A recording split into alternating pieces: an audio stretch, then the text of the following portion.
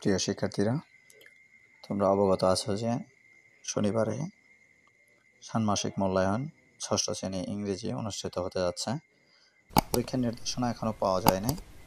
এটা যখনই পাওয়া যাবে তখন আমি ইউটিউবে আপলোড দেব ইনশাল্লাহ।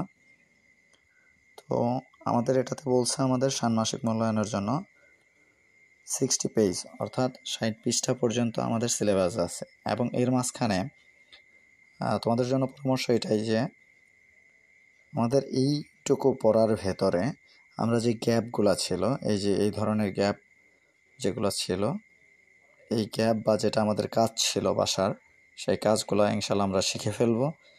আর যখনই প্রশ্নপত্র আমার হাতে আসবে বা আমরা পেয়ে যাব, তখনই আমি এটা ইউটিউবে ছাড়ার চেষ্টা করব এবং সবার প্রথমেই দেওয়ার চেষ্টা করব যাতে তোমাদের একটু কাজে আসে। এই যে যেমন আমরা পড়ালেখার সময় পেয়েছি ফর্মাল এক্সপ্রেশন, ইনফর্মাল এক্সপ্রেশন, এই ছকগুলো নিয়ে আমরা আলোচনা করব।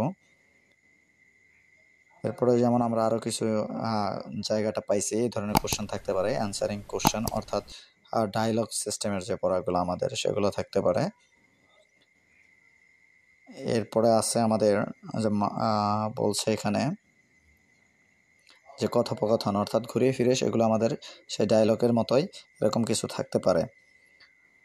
এছাড়া আমরা আরও দেখব যে গ্রামাট্রিক্যাল যে পয়েন্টগুলো আছে অর্থাৎ নাউন, ভার্ব, প্রোনাউন, অ্যাডজেক্টিভ, এই ধরনের যে গ্রামাট্রিক্যাল পয়েন্টগুলো আছে সেগুলো আমরা একটু ভালো করে পড়ার চেষ্টা করব। তারপর এই যে এখানে যেমন আছে প্রোনাউন, ফাদারের পরিবর্তে কী বসবে প্রোনাউন হিসেবে, মাদারের পরিবর্তে কী বসবে, অর্থাৎ এই ধরনের সবগুলো তোমরা এই কয়েকদিন একটু বাসায় ভালো করে দেখবা। আশা করি এগুলোর ভেতর থেকে আসবে। গ্রামাটিক্যাল পয়েন্টগুলো আছে যেমন আমাদের আর্টিকেল দুই ধরনের, ফাইনিট আর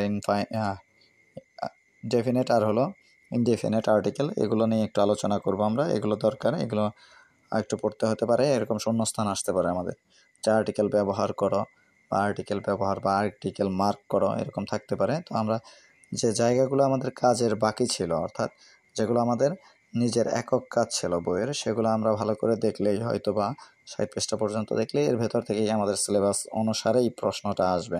আর প্রশ্নটা আগামীকাল হয়তো বা পাওয়া যাবে। আমি চেষ্টা করব পাওয়ার সাথে সাথে এটা আপলোড দেওয়ার।